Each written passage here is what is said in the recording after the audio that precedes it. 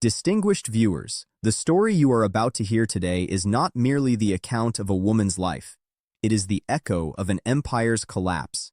It is a tale of palaces glittering with gold, but also of the screams hidden behind that shine, of shattered dreams and suffocating loneliness.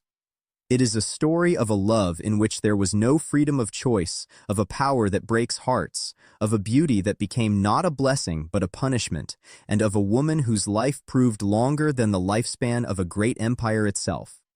This story takes us to an era where greatness and despair breathed side by side, where destinies were shaped not by human will but by history itself. The life of Behije Hanım Efendi is no ordinary biography. It is the crumbling image of an empire breaking apart before our very eyes. It is the story of a heart that continued to beat even as the entire world around it was collapsing. She was born as a girl, yet raised like an ornament, shaped to become an adornment of the harem, an object meant to decorate power. She became the wife of the most powerful and most envied Sultan of Istanbul, only for time to later turn her into a lonely old woman, holding nothing in her arms but a doll, the final memory of her son.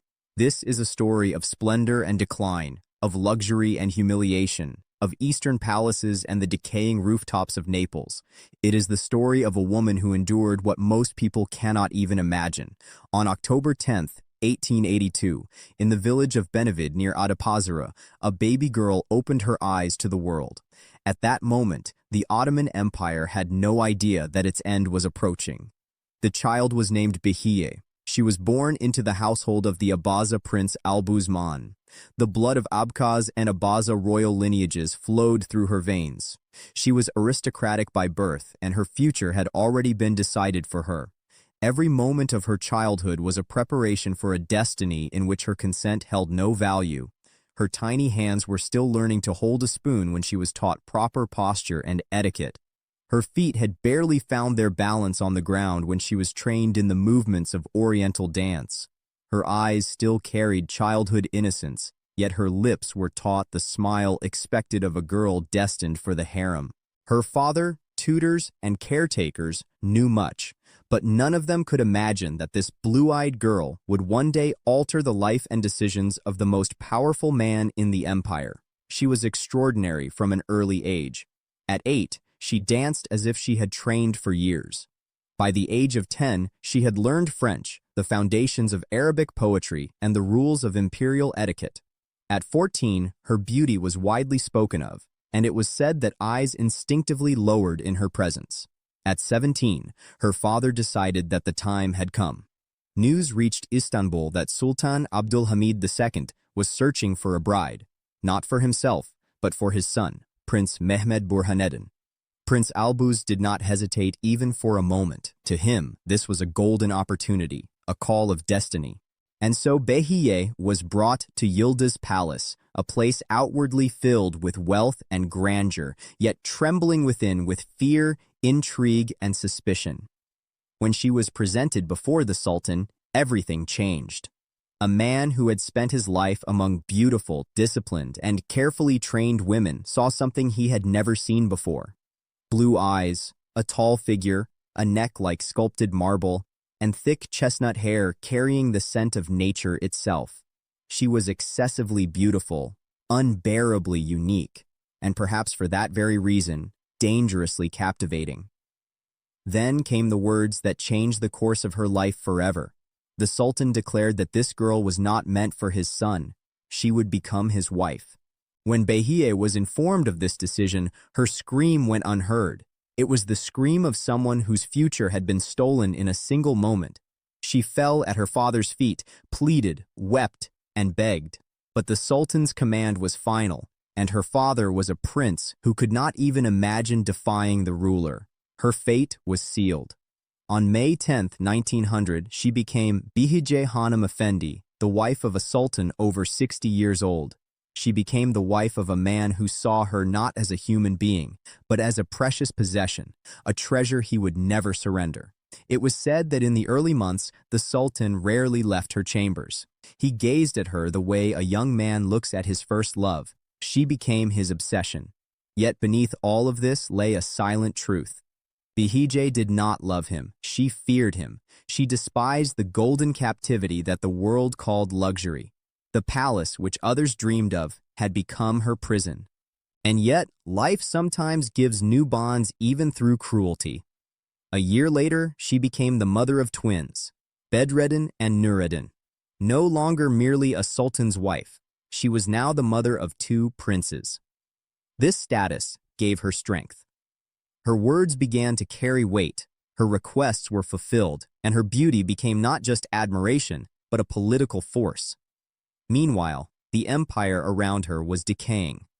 Poverty spread, public anger intensified, and intellectuals demanded reform.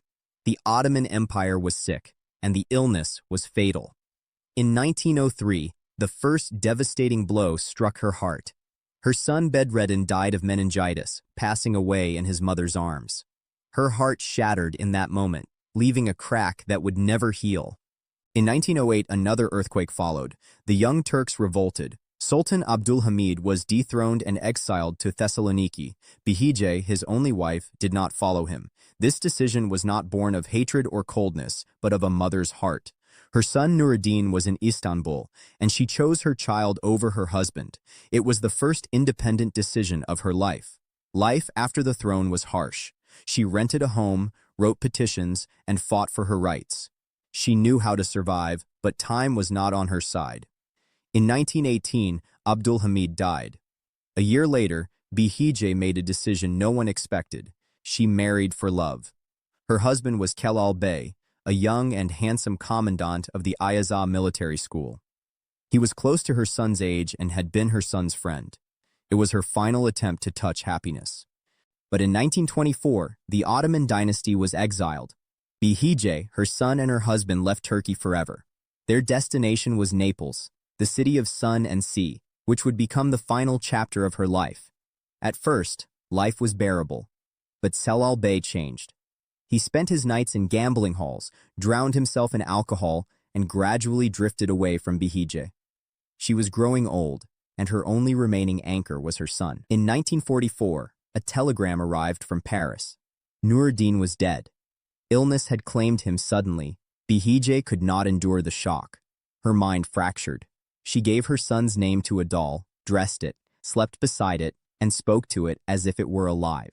She became completely alone. In Naples, she lived in a tiny room beneath the roof of a crumbling building. Dampness, stench, peeling walls, and a bed barely fit for a body. Turkey sent financial aid once, but her husband stole the money and gambled it away. She descended into absolute poverty. In 1950, a relative, a military officer, visited her. He later wrote that he found a ragged old woman with disheveled hair, living in a room so foul that entering it was unbearable. She did not recognize him. He left and never returned. She remained alone, with a doll, with memories, and with time that dragged on like a punishment. In 1969, she was finally brought back to Istanbul, but it was no longer the city she knew. There was no empire, no palaces, no throne, and no one waiting for her. She spent her final months in the home of her niece, Suat Hanım, clutching the doll to her chest. At the age of 87, she passed away quietly, unnoticed. She was buried in the Yahya Effendi cemetery. In her hands was the same doll she had called by her son's name. This was the life of a woman who lived long enough to witness the death of a great empire. She was raised in palaces and died beneath the roof of a rented building. She was the wife of a sultan and ended her life in poverty. She once held a real prince in her arms and left this world holding a doll. Her story reminds us that power does not guarantee happiness, that beauty can become a curse, that love can destroy destiny, and that with time, even the most dazzling crowns turn to dust.